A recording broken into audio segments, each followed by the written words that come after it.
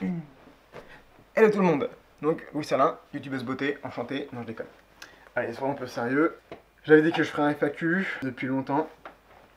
Je me dis que pour les 16 000, d'ailleurs merci beaucoup, et ben, ce serait l'opportunité, sachant qu'en plus on vient d'arriver en 2018. Donc pourquoi pas, comment bien commencer l'année. Bref, mais surtout, ouais, merci beaucoup pour les 16 000 abonnés, parce que ça c'est quelque chose qui est vraiment énorme. Je les ai eu il y a quand même pas une semaine, donc franchement un grand merci à vous tous de continuer à me suivre, liker mes vidéos, les commenter, et surtout continuer à les partager un max. Moi ça me fait toujours aussi plaisir derrière de partager tout autant de contenu intéressant. Juste concernant le FAQ, j'essaie de rassembler vraiment pas mal de questions pour en avoir une seule réponse, donc j'essaierai de tourner ça en mode histoire plutôt que question, réponse, question, réponse, question, réponse. Donc pour commencer, mon nom, ça se prononce Salin. C'est un peu compliqué avec l'orthographe, mais c'est Salin.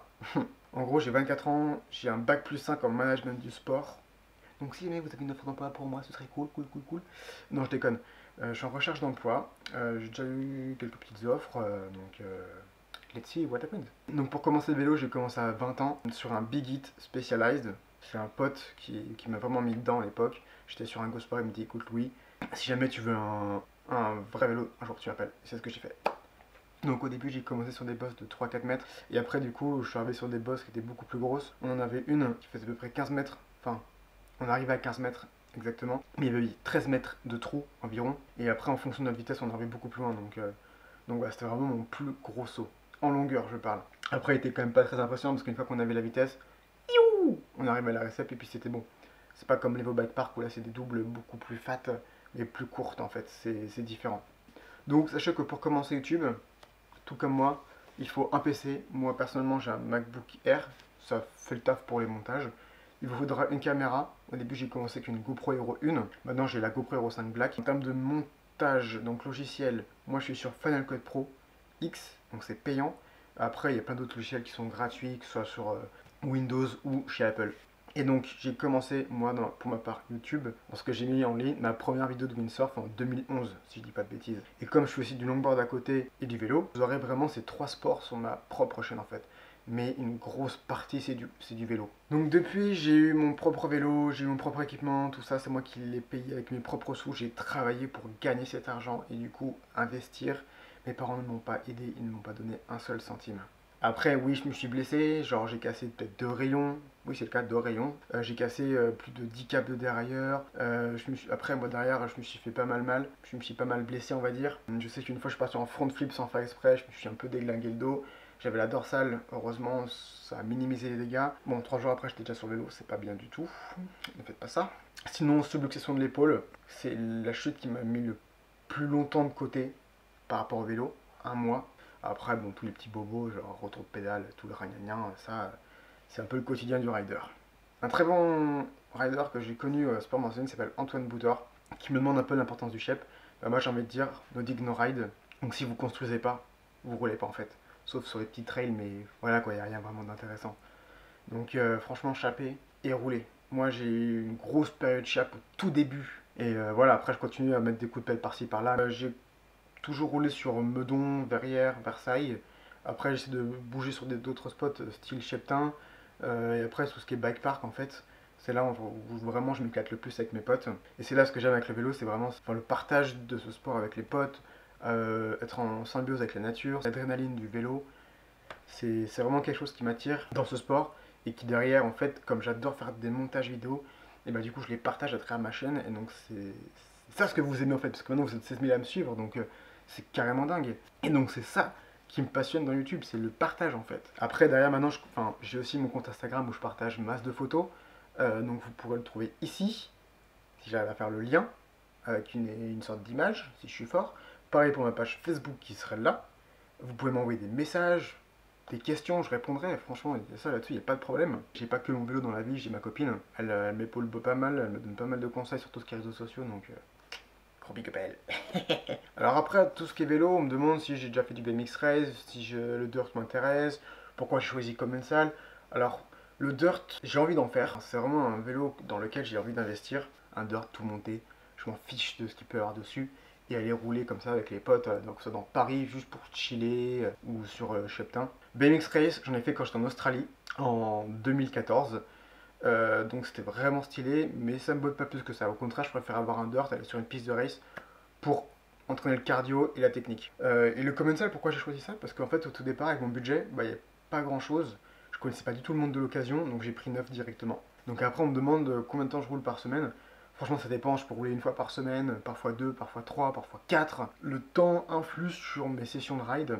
Et concernant la création d'une marque ou de faire un site web, c'est pas trop mon délire pour le moment, mais à voir. Mais ouais, pour l'instant, ce serait pas trop le cas. Concernant la partie 2 de mon FAQ, c'est je pense la partie la plus intéressante que je trouve, parce qu'on va parler de tout ce qui va être 2018. Donc tout ce qui va être rassemblement, en fait, à partir du moment où je vais dans quelque part, que ce soit sur un bike park, un spot ou caisse, je mets ça dans mon Insta Story pour dire que je vais aller à tel endroit. Donc si vous la voyez, tant mieux. Si vous la voyez pas, tant pis, même dommage. Dans ce cas-là, n'oubliez pas d'activer la petite cloche. Ça vous permettra du coup de tout savoir. Donc tout ça, je le dirais, que ce soit Malmedy, Sud de France, Lyon, Suisse, Pyrénées, Bretagne, bref, Stride, etc. Il y a pas mal de trucs qui m'intéressent, qui me donnent envie d'aller rouler. Et donc tout ça, vous le saurez dans l'Insta Story. Je souhaite faire plus de live, ouais, en 2018. Parce que c'est quand même quelque chose qui est sympa. Du coup, on partage un petit moment ensemble en direct. C'est tout l'intérêt d'un live. Et donc 2018, et ben en fait j'ai vraiment envie de faire plus de courses. Donc toutes les coupes de Bretagne, j'y serai, que ce soit Ros-sur-Couesnon, Bridan, tous les trucs de gna. Championnat de Normandie, ils ont l'air cool, donc j'ai envie de le faire. C'est juste à côté, donc pourquoi pas. Et c'est pas pourquoi pas, c'est j'irai. Ça m'intéresse énormément de faire toutes les coupes de Auvergne-Rhône-Alpes, vraiment. Donc je vais voir pour en faire un maximum. Descharben, ce sera... Comment ça s'appelle déjà? Mon contour. Ce sera mon contour cette année. Et encore une fois, et toujours la Dash Urban de Grasse, si il y a une 5ème édition, we don't know, so let's see. Il y a Saumur, mais je sais pas trop, enfin genre, après avoir essayé Grasse, quand je vois la vidéo de Saumur, je suis un peu moins fan. Mais c'est pareil, c'est pas non plus très loin, et je crois qu'il y a à peu près 2 heures, 2 heures et demie de route, donc on verra. Après, rouler avec tout ce qui est un peu youtubeur, enfin si on peut s'appeler comme ça, parce que moi 16 000, je me nommerai pas comme youtubeur. Rouler avec de nouveau Ride Foufou, Maximo Chotomira, avec qui j'ai déjà roulé, ce serait archi cool. Des grosses sessions avec eux comme on a déjà fait, franchement c'est archi lourd. Moi j'adore. Donc ouais. Et d'ailleurs Ride Foufou il m'avait dit, bon on se refait une session quand? Fais la poule pour que tes abonnés se rendent compte que tu es plus nul que moi, au moins dans ce domaine. Jamais je ne ferai la poule là en vidéo. Donc là en fait en 2018, du coup je ferai pas les Coupes de France. Parce que Sanson, un de mes followers et qui est devenu un pote, mais ce mec c'est une crème. Je sais pas si un jour vous allez rouler avec lui, mais pour moi c'est une crème. Genre j'ai adoré recevoir ses conseils. Donc lui il fait les Coupes de France. Il m'a dit de pas les faire parce que là-bas les mecs sont pas là pour épiler les kiwis. Donc j'ai risqué d'être déçu. Chose qui a bien mûri dans ma tête et que je conçois tout à fait. J'ai jamais fait vraiment trop de courses. Donc voilà, par Ros-sur-Couesnon et DH Urbaine de Grasse. Je fais vraiment que ça, donc je suis pas trop encore dans cette ambiance-là, dans cette optique. Et c'est vraiment que je vais essayer d'avoir en 2018. Donc Coupe de France, je mets ça de côté, on verra ça potentiellement en 2019. Pour voir comment ça se passe déjà à résultat niveau 2018. J'avoue que j'aimerais bien passer à la ligne de Bizet. Elle est très hardcore. Mais ça peut se faire. Tout est possible dans la vie. Donc voilà. Concernant les partenariats, on me demande si le V3 est vieux, si j'en ai marre, si je souhaite un nouveau bike. Ça là-dessus, je n'ai rien de précis à vous dire, puisqu'il n'y a rien de fait. Je n'ai pas contacté de marque, des marques ne m'ont pas contacté. Donc voilà, je sais que normalement les marques font leur budget en novembre-décembre, c'est là qu'il faut s'activer. On est déjà en janvier, mi-janvier, donc c'est trop tard. À voir si des marques se réveillent. Oh oui, on te propose un truc. Donc partenariat 2018, je reste toujours chez Bike Test, parce que c'est eux qui me fournissent le Ion. Vous pouvez voir ici. Franchement, un grand merci à eux, et parce qu'ils sont toujours une équipe vraiment super agréable, chaleureuse et tout. J'adore aller les voir. Ils ont un super showroom. Enfin, à chaque fois que j'y vais là-bas, mais j'ai les yeux. Il y a toujours plein de beaux vélos. Enfin, c'est génial. Je reste ambassadeur Yourspot. Yourspot, c'est un site web qui va être mis en ligne bientôt. En fonction de ton sport, vélo, trottinette, skate, surfeur, et bah, tu vas pouvoir accéder à une map monde et trouver les spots selon le pays, par exemple, et ton sport. Donc, c'est un concept qui est vraiment pas mal. Concernant un peu comment marche un partenariat, c'est très simple. Déjà, sponsor, c'est lorsqu'on reçoit le produit gratuitement chez soi. C'est un peu la définition. Partenariat, moi je dirais que c'est plus du donnant-donnant. Par exemple, moi, j'offre une visibilité pour une marque. La marque va m'envoyer des produits payants, qui a une réduction, ou gratuits.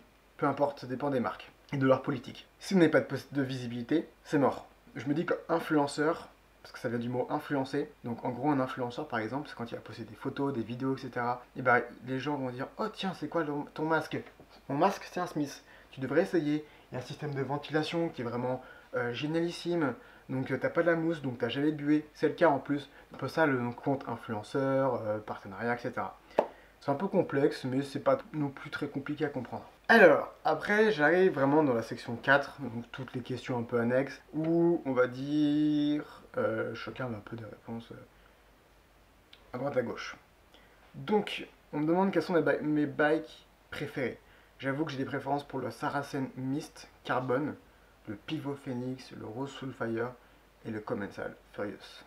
Après, on me demande quel est le meilleur bike ou le meilleur matos. Il n'y a pas de meilleur bike ou meilleur matos. C'est selon les préférences, selon comment les personnes vont rouler. Ouais, le Santa Cruz V10, c'est le meilleur bike du monde. Non. Matos, bah c'est pareil quoi. Moi j'ai testé des Hope, avant j'avais des roues on va dire entrée de gamme de chez Commensal. Bah oui, les Hope sont de bien meilleure qualité. En même temps c'est Hope, hein. Mais ça ne veut pas dire que ce soit le meilleur. Métier de rêve, j'avoue que j'aimerais bien bosser pour une marque dans le monde du vélo. Après, à voir ce que l'avenir me propose, mais ouais, c'est génial. Après, on me demande si je ferais des vidéos avec Fabio Wimmer. Déjà, il me connaît pas et je pense pas qu'il veuille parce que bon, le mec il est là, un peu plus haut encore. Moi, je suis sous terre, donc voilà. On me demande quels sont les vélos pour un début. Moi, je vous conseillerais plus de commencer par un freeride que par un DH, parce que la DH, avec sa double T, va beaucoup plus pardonner. Donc, commencez par un freeride, soit du Giant, du Scott, du Rose ou du Commensal. Pour du neuf, ils font des prix relativement abordables, vous avez même aussi en occasion. Donc voilà. On me demande si je ferai un front flip cette année. Non, ça m'intéresse pas. Tout ce qui est gros tricks, en fait, ça m'intéresse pas plus que ça. Je préfère peaufiner et rendre à la perfection un suicide, un tabletop. Faire des figures aériennes extraterrestres juste sur un jump, ça m'intéresse pas du tout. Après, il y a MTB Freeride qui me demande salut, je fais 1m85, j'ai 16 ans, ils envisagent de changer de vélo, mais je ne sais pas si je dois le prendre en L ou XL.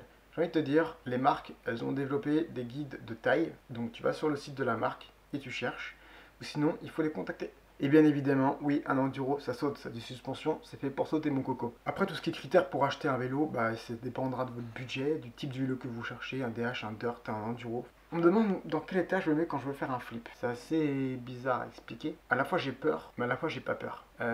Parce que j'ai déjà fait le flip sur airbag, j'ai déjà fait le flip sur trampoline, donc je sais à quoi m'attendre.